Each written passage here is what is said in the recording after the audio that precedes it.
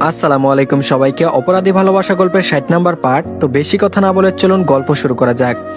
আপনি কেমন মানুষ? নিজের সন্তানকে মেরে ফেলতে চাইছেন? আপনার হৃদয়ে কি কোনো মায়া নেই? অন্য দুহাত মাথায় চাপলো, তার বুকের ভেতর অস্থির ঝড় বয়ে যাচ্ছে। কায়নাত আরো কাছে এসে অন্যর পা জড়িয়ে ধরে বসে পড়লো, ফুপিয়ে বলল, আমার কিচ্ছু চাই না, কিছুই চাই না, শুধু এই প্রাণটাকে বাঁচিয়ে রাখতে চাই। আল্লাহর দেয়া এই উপহারকে আমি মেরে ফেলতে পারবো না। আপনি যদি চান আমি একা মানুষ করব, কিন্তু এই সন্তান আমি মারতে পারবো না। আল্লাহর দোহাই লাগে এমন কথা বলবেন না। অর্ণর চোখে ব্যথা আর রাগ একসাথে ভাসছে। সে চল শক্ত করে কায়নাতের দিকে তাকালো, তারপর বলল, তুমি বুঝতে চাইছো না কায়নাত, আমি বলছি এই বাচ্চা এখন রাখা যাবে না। নিজের সাথে তুমিও বাচ্চাটাকেও মারতে চাইছো? তোমার বয়স কত? ডক্টর কি বলেছিল মনে নেই তোমার? কায়নাত ফুপিয়ে উঠলো, তারপর বলল, না আমি মারতে পারবো না। আপনি যদি আমাকে ছেড়েও যান তবুও আমি এটা করতে পারবো না। নিজের সন্তানকে কবর দিতে পারবো না আমি। অর্ণ স্তব্ধ হয়ে গেল, দুই হাত মুষ্টিবদ্ধ করে কায়নাতের দিকে তাকিয়ে রইল। তার চোখে জল জমে উঠেছে, কিন্তু সে ফিরিয়ে নিল মুখ। ঘরে ভাঙা কাচের টুকরো ছড়িয়ে আছে, আর মাঝখানে কাঁদতে কাঁদতে স্বামীকে আঁকড়ে ধরে বসে আছে কায়নাত। লম্বা শ্বাস টানলো অর্ণ, কণ্ঠের দৃঢ়তা বজায় রেখে বলল, আমি যেটা বলেছি তুমি সেটাই করবে? কায়নাত চোখ শক্ত করে অর্ণর বুকে ধাক্কা দিয়ে নিজের থেকে দূরে সরিয়ে দিল। চোখ ভর্তি পানি নিয়ে চিৎকার করে বলল, আপনি একটা অমানুষ, নিজের সন্তানকে মারতে চাইছেন। আমি একটা অমানুষকে এতদিন ভালোবেসে এসেছি। সি। অর্ণ ঘরে ভাঙচুর শুরু করলো। কায়নাত ভয়ে দরজায় এক কোণায় দাঁড়িয়ে কাঁপছে। এতটা হিংস্র রূপ সে আগে কখনো দেখেনি। পুরো ঘর মুহূর্তের মধ্যে এলোমেলো হয়ে এলো। ঘরে চিৎকার চেঁচামেচি শুনে বেহরুজ বেগমরা হুড়মুড়িয়ে প্রবেশ করলেন ভেতরে। কায়নাতকে এক কোণায় দাঁড়িয়ে থাকতে দেখে ভয়ে বেহরুজ বেগম চমকে উঠলেন। অর্ণর এহেন অবস্থা দেখে কিছুই বুঝতে পারলেন না। ড্রেসিং টেবিলের কাজ ভেঙে হাতের ফাঁকে ফাঁকে ঢুকে গেছে, হাত থেকে গোল গোল করে রক্ত ঝরছে। আদাল দৌড়ে গিয়ে ভাইকে পেছন থেকে জাপটে ধরলো, তারপর বলল, থামো, কি করছো এসব? অর্ণ ঝাড়া মেরে আদালকে সরিয়ে দিল। বেহরুজ বেগম কায়নাতকে বুকে জড়িয়ে ধরেছেন। তিনি বুঝতে পারছেন না কি হয়েছে। ছেলেটা খানিকক্ষণ আগে ফিরলো, আর এরই মধ্যে এদের মাঝে হলোটা কি? বেহরুজ বেগম ধমকে উঠলেন ছেলেকে, তারপর বললেন, কি হচ্ছে অর্ণ? পাগলের মতো করছো কেন? কায়নাত কাঁদছে কেন? অর্ণ বলল, সেটা ওকে জিজ্ঞেস করো, ও কেন কাঁদছে। বেহরুজ বেগম কায়নাতের চোখের পানি মুছে দিয়ে বললেন, কি হয়েছে মা, তুমি কাঁদছো কেন? অর্ণ বকেছে নাকি মেরেছে? কায়নাত ভীত চোখে অর্ণ রক্তলাল চোখখানা দেখে ফুপিয়ে উঠে বলল, আমি। বেহরুজ বেগম বলল, তুমি তুমি কি? কায়নাত বলল, আমি প্রেগনেন্ট। সবার চোখ আরো বড় বড় হয়ে গেল। নিশা মুখে হাত চেপে ধরলো। বেহরুজ বেগম বাকরুদ্ধহীন খবর শুনে সবাই কেমন থমকে গেল। অন্য ফ্লোরে কিছু একটা ছুঁড়ে মারতে নীরবতা ছিন্ন হলো।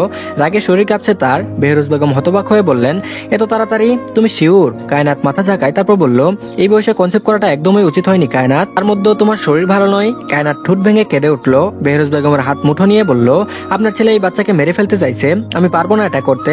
আমার সন্তানকে আমি খুন করতে পারবো না মা। বেহরুজ বেগম ছেলের দিকে তাকালেন। অন্য রেগে তাকিয়ে আছে কায়নাতের দিকে। তিনি কি বলবেন বুঝে উঠতে পারলেন না। বেলি বেগম পাশ থেকে ক্ষিপ্ত হয়ে বললেন, বললেই হলো, বাচ্চা নেই না থাকলে কায়নাতের কাছে গিয়েছিলে কেন? বাচ্চা গর্ভে যখন এসেই গেছে তখন এসব কথা উঠছেই বা কেন? বেহরুজ বেগম বিরক্ত মায়ের যুক্তি দেখে, স্বামী স্ত্রীর কাছে যাবে না? অন্য দাঁত চেপে বলল, ওর যে অসুস্থতা এটা তোমরা জানো? ডক্টর কি বলেছিল? তাছাড়া ওর বাচ্চা নেওয়ার বয়স হয়েছে। ওকে আমি হাজারবার বোঝানোর পরেও কেন এই ভুলটা করলো? বেহরুজ বেগম বলল, ভুল যখন হয়ে গেছে তখন এসব বলে আর লাভ কি? অর্ণ বলল, লাভ নেই, আমি চাই না এই বাচ্চা। কায়নাতের আঁচল শরীরে ভালো করে জড়িয়ে শক্ত চোখে অর্ণর দিকে তাকালো। মেঝেতে থুতু ফেলে বলল, আপনি অমানুষের থেকেও জঘন্য। এই মুখ আমাকে কখনো দেখাবেন না। কায়নাত সবাইকে ঠেলে ঘর থেকে বেরিয়ে গেল। অর্ণ বিছানায় বসে মাথা ঝুঁকিয়ে চুল টেনে ধরলো। বেহরুজ বেগম আতঙ্কিত হয়ে আদালকে বললেন, আদাল তোর ভাবিকে থামা, যা, ওকে বাড়ির বাইরে যেতে দিবি না। বেলি বেগম বললেন, শুনো অর্ণ, এখন মাথা ঠান্ডা রাখতে হবে। বাচ্চা তো আর সে একা জন্ম দেয়নি, তুমি বাচ্চাটার বাবা। মেয়েটা একটু ভুল করে ফেলেছে, তাই বলে কি বাচ্চা নষ্ট করা সম্ভব? আল্লাহ নারাজ হবেন। তিনি খুশি হয়ে কায়নাতের কুল আলো করার জন্য গর্ভে সন্তান দিয়েছে, বুঝেছো? অর্ণ মাথা নিচু করে নানির কথা শুনলো। বুক চিরে দীর্ঘশ্বাস বেরিয়ে এলো। নিজের বিধ্বস্ত ঘরের ফ্লোরে মাথা ঝুঁকিয়ে বসেছিল সে। নানি বিছানায় বসে বুঝাচ্ছিলেন অর্ণকে। অর্ণ বিষণ্ণ কণ্ঠে বলল, আমার কি বাবা ডাক শুনতে ইচ্ছে করে না নানি?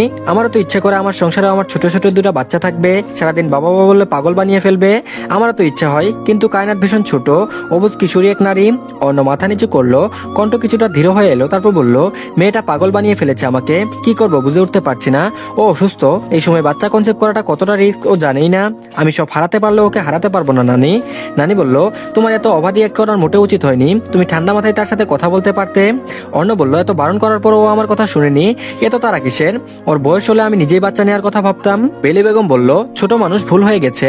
অন্য বলল, কি করবো আমি নানি? আমার যে ভীষণ লোভ জাগছে বাচ্চাটার মুখে একবার বাবা ডাক শুনতে, কিন্তু আমি চাই না আমার বউয়ের কিছু হোক। কায়নাত সবার আগে, তারপর বাচ্চা। যে বাচ্চা জন্ম দিতে আমার বউয়ের ক্ষতি হয়, সেই বাচ্চা দিয়ে আমি কি করব বলো? আমি বাবা হবো এটা তো খুশির খবর, কিন্তু স্বামী হিসাবে আমি বাবা হওয়ার খুশিটুকু উপভোগ করতে পারছি না। বেলি বেগম দীর্ঘশ্বাস ফেললেন। অর্ণ ফের বলল, আমি জানিও কষ্ট পেয়েছে, তাই আমার সাথে এমন ব্যবহার করছে, কিন্তু আমারও বা কি করার আছে? আল্লাহ না করুক ওর যদি কিছু হয়ে যায় তখন আমি কি করব? বেলি বেগম বলল, অবুজের মতো একটা কাজ করে ফেলেছ, কিছু তো করার নেই। কিন্তু নানু ভাই, একটা একটা কথা বলি, শোনো, বাচ্চাটা যখন গর্ভে এসেই গেছে তুমি আর নষ্ট করার কথা বলো না।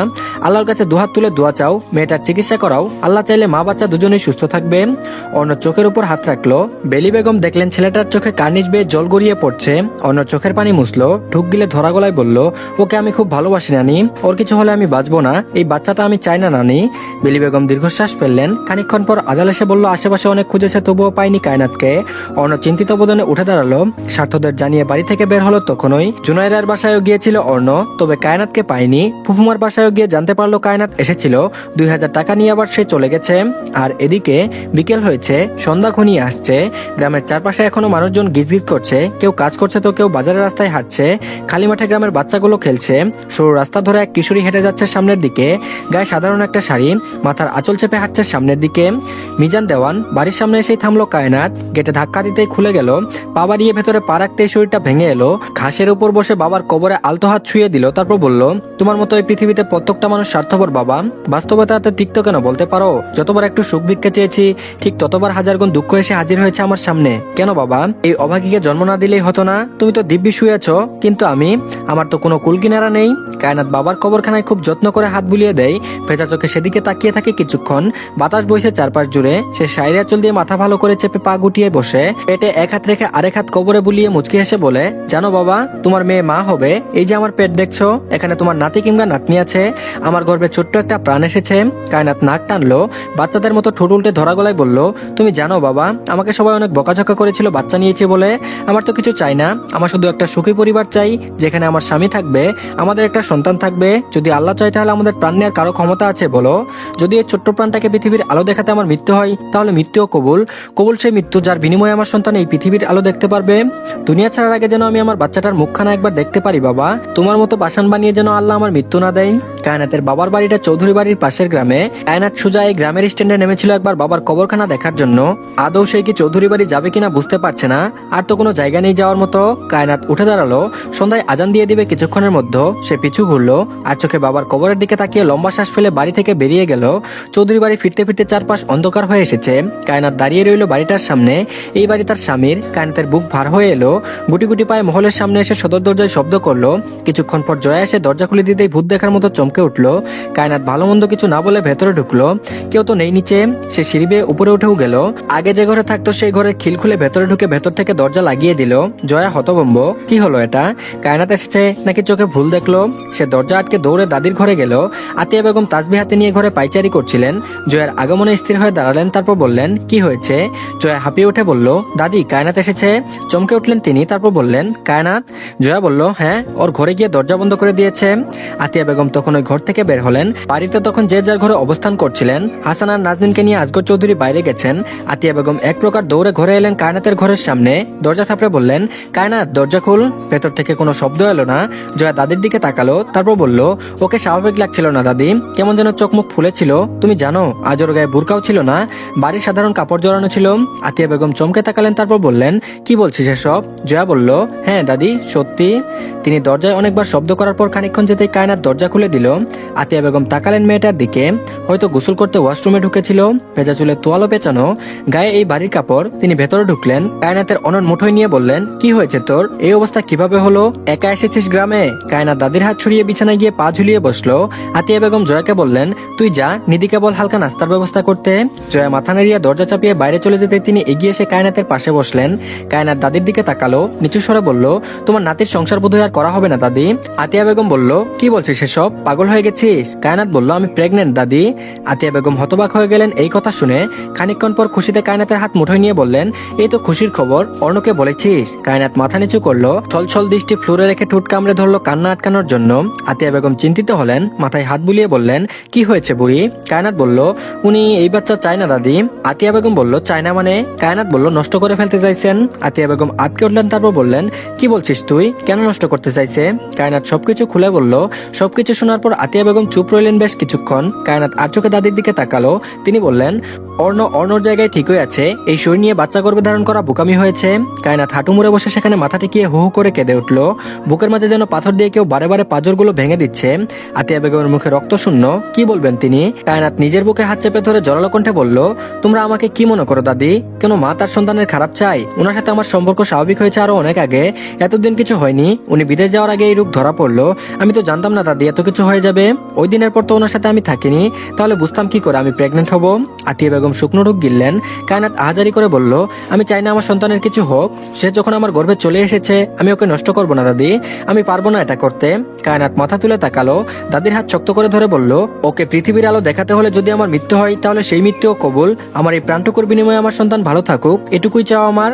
আতিয়া বেগম বলল, কিছু হবে না তোর, এখন কান্না থামা। তুই অন্যায় করেছিস, আমি ওষুধ খেতে বারণ করেছিলাম, তার মানে এই নয় ওর অনুমতি না নিয়ে তুই এসব করবি। আর আজকে কি করেছিস? কাউকে কিছু না বলে এখানে চলে এসেছিস। তোর মতো একটা মেয়ে এই কাজ কি করে করলো? কায়নাত বলল, আমার মাথা ঠিক ছিল না দাদি। আতিয়া বেগম দীর্ঘশ্বাস ফেললেন। ফোন করে ঢাকায় জানানো দরকার, এর আগে রাতে খাওয়ার ব্যবস্থা করতে হবে। তিনি কায়নাতকে নিয়ে নিচে নেমে এলেন। বাড়ির সবাই অবাক হয়েছে কায়নাতকে দেখে। নাজনীনরা ফিরেছে সবাই বাইরে থেকে। ডাইনিং টেবিলে কায়নাতকে দেখে যেন তার শ্বাস আটকে এলো। আজগর চৌধুরী এগিয়ে এসে কায়নাতের মাথায় হাত রেখে বললেন, তুই এখানে কখন এসেছিস? কায়নাত সালাম দিয়ে বলল, সন্ধ্যার পর এসেছি দাদা। আজগর চৌধুরী বলল, অন্য কোথায়? সাথে কে এসেছে? আতিয়া বেগম স্বামীকে থামিয়ে দিয়ে বললেন, সব কথা এখানেই বলবে, আগে যাও পরিষ্কার হয়ে এসো। আজগর চৌধুরী তাই করলেন। নিজের ঘরের দিকে রওনা হতেই কায়নাত ভাতের প্লেটের দিকে তাকিয়ে রইল। গলা দিয়ে খাবার নামছে না। অন্য কি এখনো রেগে আছে? তাকে খুঁজছে কি সে? নিধি কায়নাতের পাশে বসেছে। কায়নাতকে খেতে না দেখে বলল, তাড়াতাড়ি খা, তোর সাথে আমার কথা আছে। লতা বেগম রান্নাঘর থেকে তরকারি এনে ডাইনিং টেবিলের উপর রেখে কিছুটা কড়া গলায় বললেন, 2 দিন পর পর আবদ এসে বাড়ি নোংরা করে, অসহ্য। শ্বাস আটকে এলো মেয়েটার। মুখে দেয়া ভাত আর গলা দিয়ে নামলো না। চোখ থেকে ঝরঝরিয়ে চোখের পানি নেমে এলো। আতিয়া বেগম আজ আর চুপ থাকতে পারলেন না। টেবিলের উপর শব্দ করে ভাতের থালা নামিয়ে দাঁত কটমটিয়ে বললেন, ছোট বউ, তোমাকে আমার মানুষ বলতে আজ ঘৃণা লাগছে? তুমি আদৌ মানুষ তো? লতা বেগম শাশুড়ির কথায় যেন ফুঁসে উঠলো। তারপর বলল, আপনি আমাকে অপমান করছেন মা। টিয়া বেগম বললেন, অপমান করলেও তোমাকে সম্মান জানানো হবে। কাকে আপদ বলছো তুমি? যাকে গর্ভে ধারণ করেছো তাকে? নিজের নারী ছাড়া সন্তানকে চিনতে পারলে না তুমি? মা হওয়ার যোগ্যতা আদৌ আছে তোমার? লতা বেগম স্তব্ধ চোখে শাশুড়ির দিকে তাকালেন। আতিয়া বেগম ছি ছি বললেন। তারপর বললেন, তোমাকে আমার ছেলের বউ করে এনেই ভুল করেছি আমি। তো ধন্যবাদ সবাইকে। এই পার্টটি এই পর্যন্তই, পরবর্তী পার্টও দিয়ে দেওয়া হয়েছে, তো সবাই দেখে নেবেন। আর সবাই প্লিজ চ্যানেলটিকে সাবস্ক্রাইব করে দিন আর ভিডিওতে একটা লাইক দিন। তো ভালো থাকবেন সবাই, আল্লাহ হাফেজ।